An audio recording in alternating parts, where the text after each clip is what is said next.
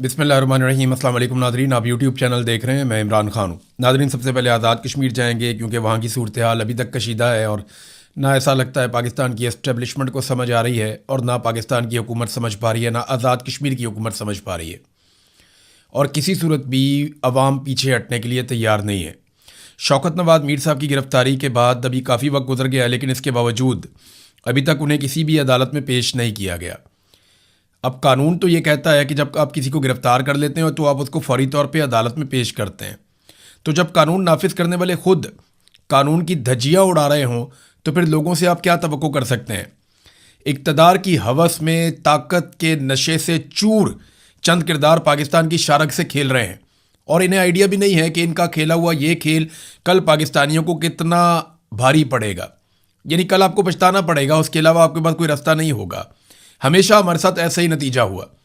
एक जर्नैल था, उसने अपने वक्ती फ़ायदे के लिए बांग्लादेश में तजर्बा किया, नतीजा पूरे पाकिस्तान ने, सारे पाकिस्तानियों ने भुगता। एक दूसरा जर्नैल था, उसने अपने वक्ती फ़ायदे के लिए अफ़गानिस्तान में जहाज़ शुरू करवाया, नतीजा पूरा मुल्क आज तक भुगत रहा है।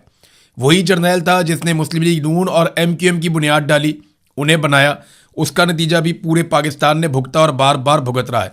जराइम पेशा अफराद को और ताजरों को वो सियासत के अंदर लेकर आया, हम नुकसान उठा रहे हैं। एक और जर्नैल था, उसने अपने वक्ती मफाद और ज़ाती अना के चक्कर में अकबर बुगटी को शहीद कर दिया और बलूचिस्तान में वो चिंगारी उसने भड़काई जो अभी तक एक बहुत बड़ी आग में बदल चुकी है। पाकिस्तान को अमेरिका की जंग में धकेल दिया और 80,000 लाशें हमने उठाई हैं। ये एक जर्नैल ने सिर्फ अपने इक़्तिदार के लिए किया था। एक और जर्नैल आया जिसने अपनी एक्सटेंशन के चक्कर में पाकिस्तान में रिजीम चेंज ऑपरेशन किया और पाकिस्तान का भट्टा ही बैठ गया। अभी तक पाकिस्तान उस गर्दाब से नहीं निकल पा रहा, मामला नहीं संभल रहे और इस वक्त फिर एक मरतबा वही तजुर्बा कश्मीर में किया जा रहा है। नफरत का बीज बोने वाला तो चला जाएगा, लेकिन ये फसल पाकिस्तानियों को काटनी पड़ेगी और कौम इस आग में झुलसती रहेगी, जैसे हमारे साथ पिछले 70 साल से हो रहा है। तो किसी को भी समझ नहीं आ रही, कोई होश के नाखून नहीं ले रहा, कोई ये मानने को तैयार नहीं है कि लोगों के भी कोई हुकूक होते हैं। बस बंद कमरों में फैसले करेंगे, हम चीज़ें मुसल्लत करेंगे, हम जो कहेंगे पाकिस्तान वैसे ही चलेगा क्योंकि हम आसमान से उतर कर आए हैं, हमारा दिमाग शायद ज़्यादा काम करता है और अवाम कीड़े मकोड़े, उन्हें कुछ समझ नहीं आ रहा।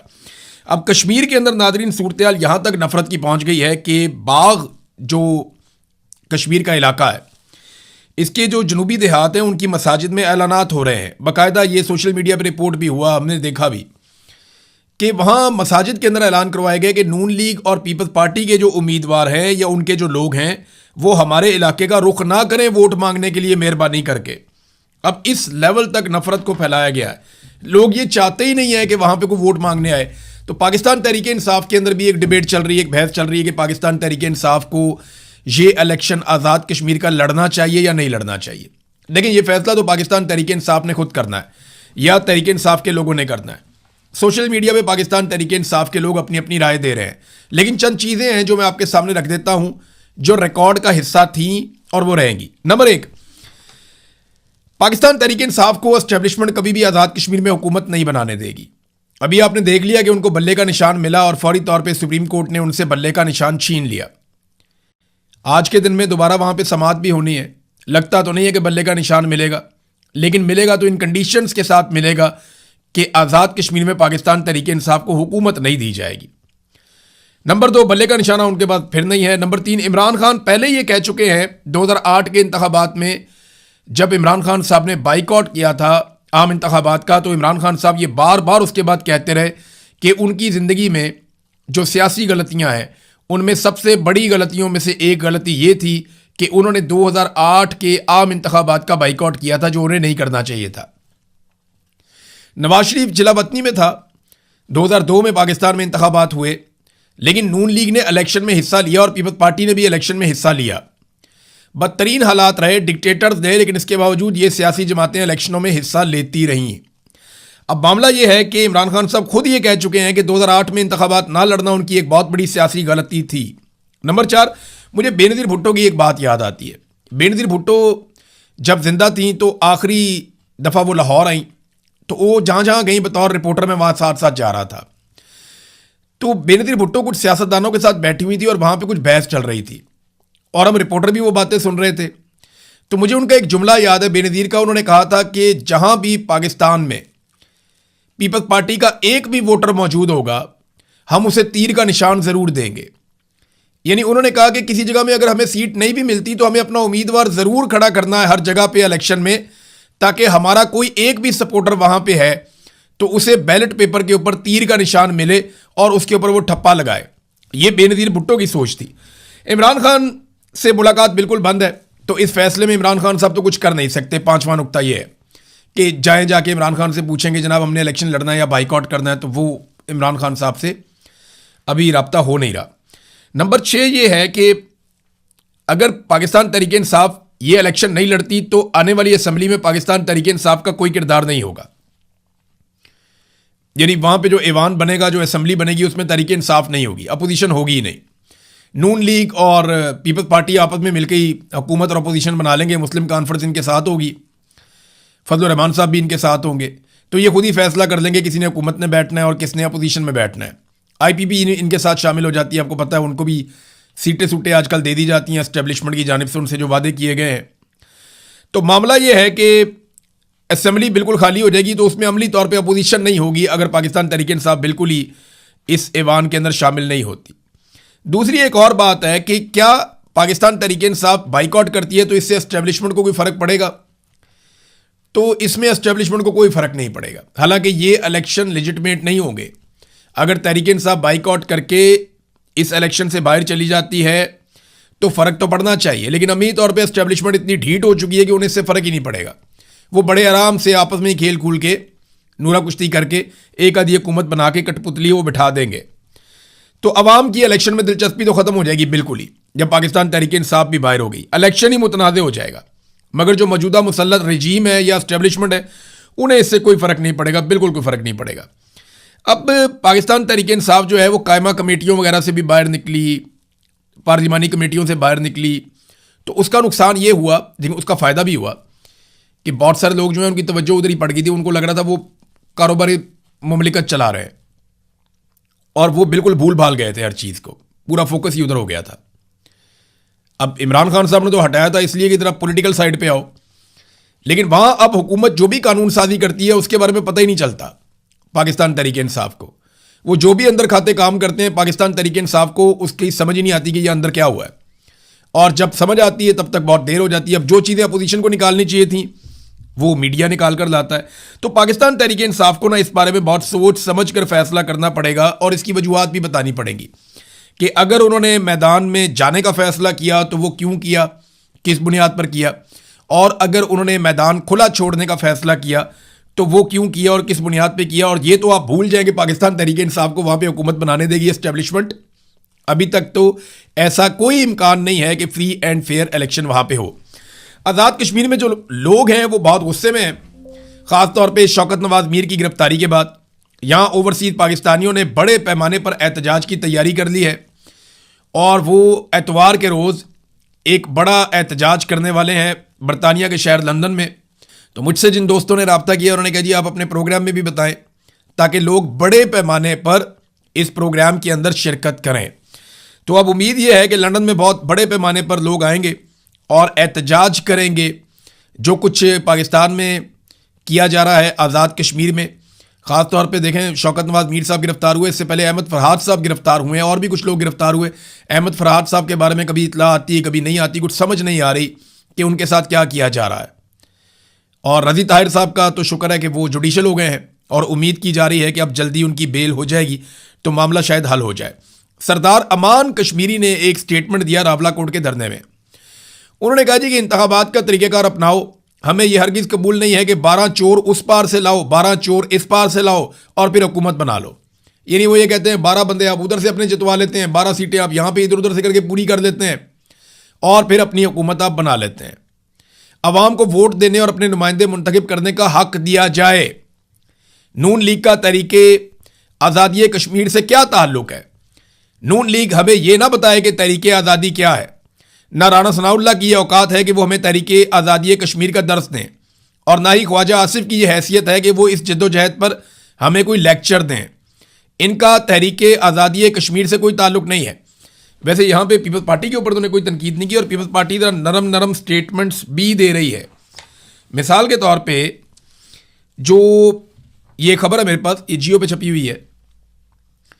ये जो वज़ीर-ए-आज़म आज़ाद कश्मीर इस वक्त है फैसल राठौर, जिन्होंने कलअदम करार दिया जॉइंट अवामी एक्शन कमेटी को, जिनके पास इख्तियारात हैं, जिन्होंने चारों के सर के ऊपर इनाम भी रखा, जिनकी हुकूमत ने 4 रहनुमाओं के सर के ऊपर इनाम रखा गया, जिनमें से अब एक जबरी तौर पे लापता है, यानी उनका कुछ पता नहीं है, गिरफ्तारी नहीं डाली गई, ना ही किसी अदालत में पेश किया गया शौकत नवाज मीर को, और ये अब एक नॉर्मल चीज़ पाकिस्तान में समझी जा रही है। तो मुहाजिरीन की नशिस्तों का खात्मा कोई शिकवा या गिला नहीं है, एक जायज़ मुतालबा है। अब ये कहना शुरू होगी पीपल्स पार्टी, यानी पीपल्स पार्टी पहले किसी और तरफ खड़ी थी, अब वो ये कह रही है बिल्कुल जायज़ गिला है, मुहाजिरीन की नशिस्तों का खात्मा होना चाहिए। वो ये क्यों कह रहे हैं? वो ये इसलिए कह रहे हैं कि ज़्यादा सीटें पंजाब में मरियम नवाज की हुकूमत है, और मरियम नवाज पंजाब से ज़्यादा सीटें छीन लेगी ताकत के बलबूते पे, और वो पीपल्स पार्टी को नहीं मिलेंगी।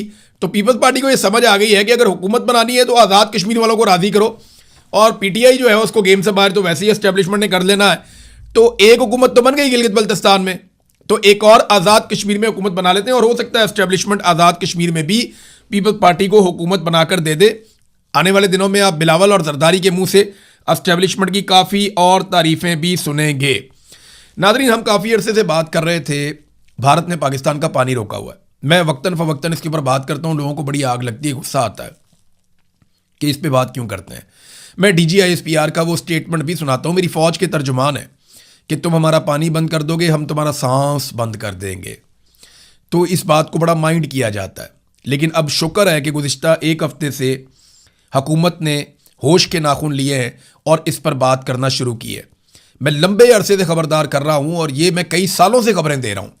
जब इंडिया ने पाकिस्तान के पानी के ऊपर कोई नया मंसूबा शुरू किया, मैंने सबसे पहले रिसर्च करके उसके ऊपर खबर देने की कोशिश की। जब इसके बारे में एक छोटी सी खबर भी आई तो मैंने पूरी तहकीक करके एक एक चीज़ कौम के सामने रखी। ये हमेशा से मैं करता हूँ, और अब ये सिलसिला बहुत तेज़ी से बढ़ गया। इंडिया बड़े बड़े मंसूबे बना रहा है और झेलम और चनाब को फारिग करने वाला है। दरियाए सिंध के ऊपर इसका बहुत बड़ा इम्पैक्ट आएगा, और ये बात पूरा पाकिस्तान जानता है। तो पहली मरतबा अब इनको होश के नाखून आए थोड़े से, और सिंध तास मुआहदे के ऊपर इन्होंने जनाब यकतरफा किस्म की कॉन्फ्रेंसेस बुलाना शुरू कर दी हैं। इसमें मेरे ख्याल में ना राब्ते करने चाहिए इंडिया के साथ, इंडिया को अंगेज करना चाहिए। इस हुकूमत ने इंडिया के साथ राब्तों में कोई कबाहत नहीं है इन्हें।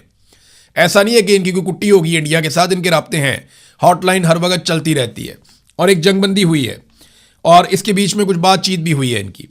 तो इंडिया के साथ राब्ते करें, जो सालिस मौजूद हैं ये सिंध तास मुआहदे के, तो वो उन सालिसों और जामिनों के साथ बातचीत की जाए, उन्हें होश दिलाया जाए। हर फोरम पे पाकिस्तान को जाना चाहिए।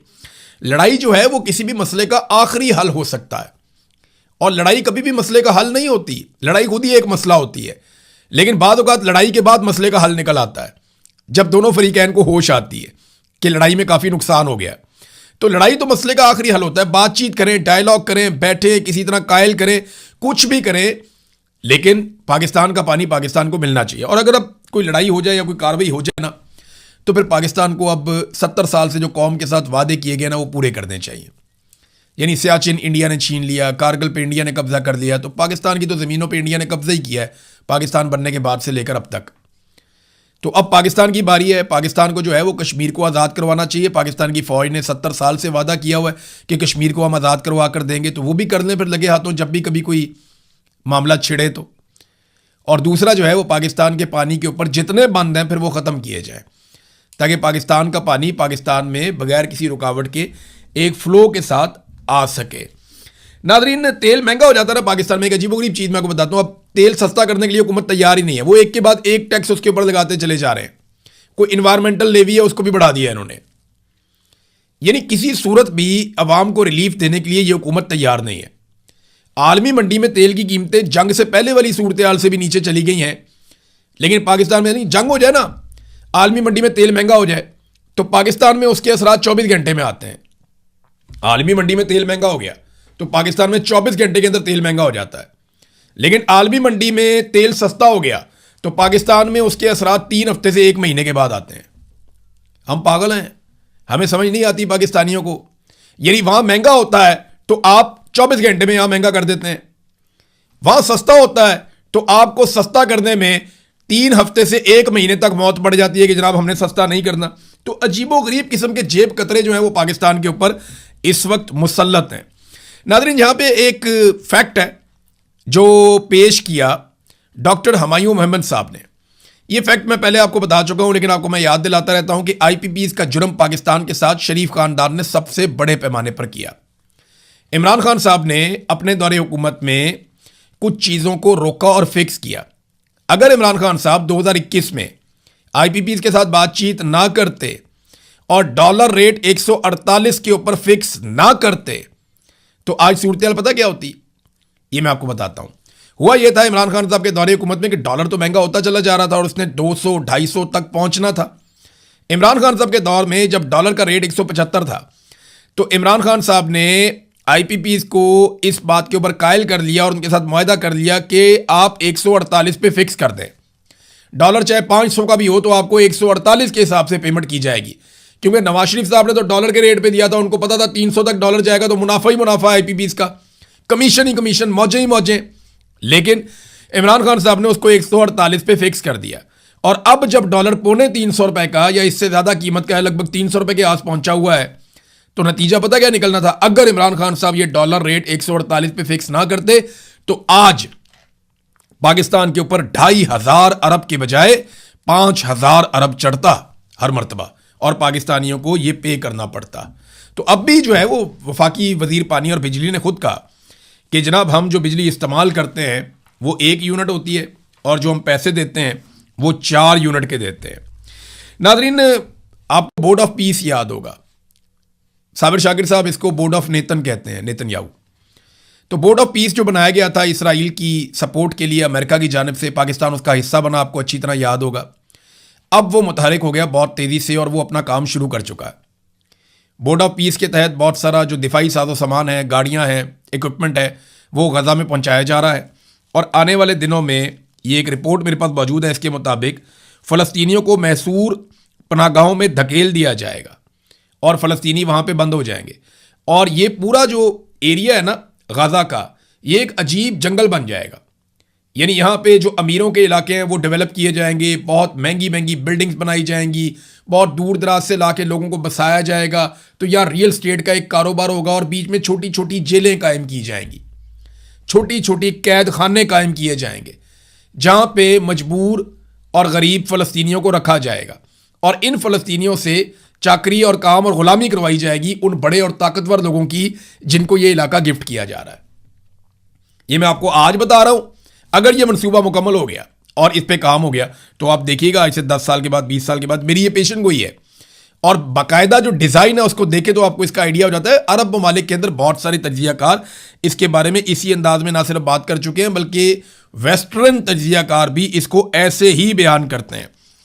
नादरीन, जो इस वक्त खामनाई है, मुश्तबा खामनाई, ईरान के सुप्रीम लीडर, उनकी भी जान को ख़तरा है और देखें उनको सामने आना होगा उस वक्त जब उनके वालिद की तदफीन होगी और उसके लिए 6 जुलाई का इंतखाब किया गया। शहबाज शरीफ साहब जो हैं वो पहुंचेंगे ईरान में आखिरी रसूमात में शिरकत के लिए। कुछ और आलमी रहनुमा उनको भी बुलाया गया, वो भी जाएंगे। तो दुनिया भर से लोग जा रहे हैं ईरान में और यही एक गारंटी है ईरान के लिए कि उस बीच में कोई हमला हमारे ऊपर नहीं होगा और हम तदफीन कर पाएंगे आयतुल्लाह अली खामनाई की, शहीद की। तो अब दुनिया से लोग जा रहे हैं, सहाफ़ी भी जा रहे हैं, बड़ी मुअज़्ज़ज़ शख्सियात जो हैं वो ईरान में जा रही हैं। लेकिन इसके बावजूद इस बात का ख़तरा मौजूद है कि ट्रैक किया जाएगा, ट्रेस किया जाएगा मुश्तबा खामनाई को और उनके ऊपर मुस्तकबिल में अटैक किया जा सकता है। इसके ऊपर एक बयान जारी किया और वो इसराइल की जानिब से बयान जारी किया गया जिसपे ईरान ने फौरी तौर पे वार्निंग दी है। इसराइली वज़ीर दिफा काटस की जानिब से खामनाई को मौत का हदफ करार देने पर इराक़ची ने इसराइल को वार्निंग जारी की है। वज़ीर ख़ारजा इराक़ची ने बुध के रोज़ खबरदार किया कि हमारे अवाम और क़यादत के ख़िलाफ़ किसी भी ख़तरे का फौरी और भरपूर जवाब दिया जाएगा। और उन्होंने कहा जी कि इस्लामाबाद मफाहमती याददाश्त की शराइत बिल्कुल वाज़ेह और सबके सामने है। उन्होंने मज़ीद कहा कि अमरीकी सदर डोनाल्ड ट्रंप ने वाशिंगटन को इस बात का पाबंद किया है कि वो तिल-उल-बैब में अपने पालतू जानवरों का मुंह बंद रखे और इंतबाह दिया कि अगर उन्होंने अपने आका को नज़रअंदाज किया तो ईरान उन्हें बहुत बुरा सबक सिखाएगा।